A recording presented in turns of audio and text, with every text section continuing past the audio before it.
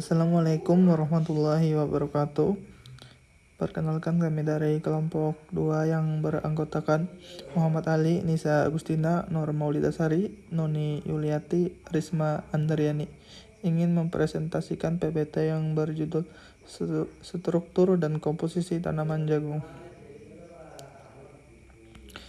Struktur tanaman jagung terbagi menjadi 4. 1. Sistem perakaran.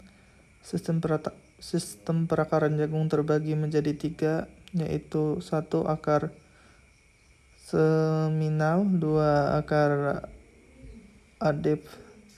adventif, dan 3. Akar kait atau penyangga. 2. Batang dan daun. Tanaman jagung mempunyai batang yang tidak bercabang, berbentuk silindris, dan terdiri atas sejumlah ruas dan buku ruas. Batang tanaman jagung memiliki 3 komponen jaringan utama, yaitu epidermis, jaringan pembuluh, bendil vaskular, dan pusat batang, pits. Daun terdiri atas helaian daun, ligula, dan pelepah daun yang erat melekat pada batang. 3. Bunga jagung disebut juga tanaman berumah satu atau monoecious karena bunga jantan dan betina terdapat dalam satu tanaman. 4. Tongkol dan biji. Tanaman jagung mempunyai 1 atau 2 tongkol, tergantung varietas. Tongkol jagung diselimuti oleh daun klobot. Biji jagung disebut karyopsis. Dinding ovari atau peringkap menyatu dengan kulit biji atau testa, membentuk dinding buah. Biji jagung terdiri atas 3 bagian utama, yaitu 1. Pericarp, 2. Endosperm, 3. embrio. Struktur biji jagung bisa dilihat dari PPT. Ada kulit biji, endosperma,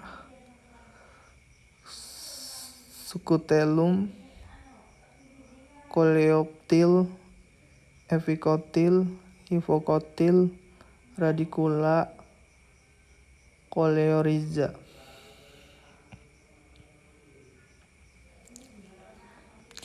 Usia tanaman dan kebutuhan nutrisi dalam setiap fase pertumbuhan tanaman jagung, baik pertumbuhan secara generatif maupun vegetatif, baik dari tahapan persiapan lahan hingga panen. Jagung untuk pakan ternak, yaitu jagung dengan umur panen sekitar 100-105 hari. Pada bahasan ini juga digunakan tanaman jagung tumbuh di dataran rendah, yaitu dari kisaran 0-500 meter DVL untuk dataran menengah dan tinggi di atas 500 meter DVL. Tentu umur tanaman jagung lebih panjang walaupun varietasnya sama, karena dataran tinggi banyak awan dan kabut sehingga cahaya matahari relatif sedikit dibandingkan daerah dataran rendah, sehingga umur jagung lebih panjang, bisa mencapai 120-130 hari setelah tanam. Penyerbukan merupakan awal dari pengembangbiakan generatif. Penyerbukan adalah jatuhnya atau melekatnya serbuk sari ke kepala butik. Serbuk sari akan tumbuh bulu serbuk sari menuju ruang bakal biji setelah terjadi penyerbukan. Melalui bulu serbuk sari, sel kelamin jantan atau spermatozoid masuk ke ruang bakal biji. Terjadi pembuahan di ruang bakal biji. Pembuahan adalah peleburan sel kelamin atau spermatozoid dengan sel kelamin betina atau sel telur. Proses penyerbukan terjadi ketika 1. Melekatnya atau jatuhnya serbuk sari ke kepala butik. 2. Peleburan sel kelamin atau spermatozoid dengan sel kelamin betina atau sel telur. 3. Menghasilkan bakal buah. Jenis-jenis penyerbukan pada tumbuhan penyerbukan. Silang yaitu jika serbuk sari hinggap ke butik bunga lain di pohon yang masih sejenis. Penyerbukan bastar yaitu serbuk sari jatuh di butik bunga lain dan tumbuh yang berbeda jenis. Penyerbukan tetangga yaitu apabila serbuk sari terbang ke bunga yang berbeda namun masih dalam satu pohon. Penyerbukan sendiri adalah penyerbukan yang terjadi jika serbuk sari dan butik berasal dari bunga yang sama. Komposisi dari tanaman jagung. Jagung pakan mempunyai 70% karbohidrat, 10% protein, dan 5% lemak. Kandungan pati lebih dari 60-80% akan mudah dicerna karena kandungan serat kasar relatif rendah. Pati jagung mengandung xanthofil yang berfungsi untuk meningkatkan kepekaan warna kuning pada kaki dan kuning telur ayam. Jagung juga mempunyai kandungan lemak yang tinggi, sekitar 3%. Pati. Komposisi amilosa dan amilopektin di dalam biji jagung terkendali secara genetik. Secara umum, baik jagung mempunyai tipe endosperma gigi kuda maupun mutiara, mengandung amilosa 20-30% dan amilopektin 70-75%. Namun jagung fulut Wakimaize dapat mengandung 100% amilopektin. Suatu muatan endosperma yang disebut amylose-Alexander I dapat menginduksi peningkatan nisbah amilosa sampai 50% atau lebih.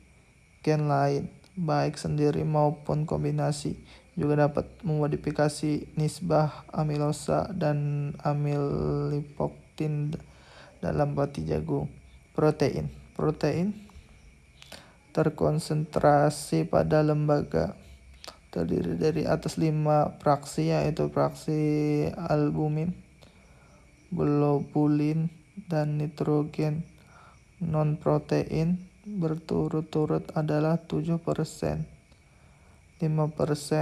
dan 6% dari total nitrogen. Fraksi prolamin larut di dalam 55% isopropanol dan isopropanol dengan mercapotenol sebesar 52% dari total nitrogen. Prolamin 1 atau Zen 1 larut di dalam 55% isopropanol merupakan konsentrasi terbesar yaitu 42% dan 10%. Lainnya adalah prolamin 2 atau Zen 2. Fraksi gelatein 2 sebanyak 8% diekstrak dengan larutan alkalin pH 10 dengan 0,6% ml, sedangkan gelatein 3 sebesar 17% diekstrak dengan buffer yang sama namun ditambah 0,5% sodium dedosil sulfat. Sisanya sekitar 5% adalah residu nitrogen. Terima kasih. Sekian presentasi dari kelompok 2. Salah hilap mohon maaf. Wassalamualaikum warahmatullahi wabarakatuh.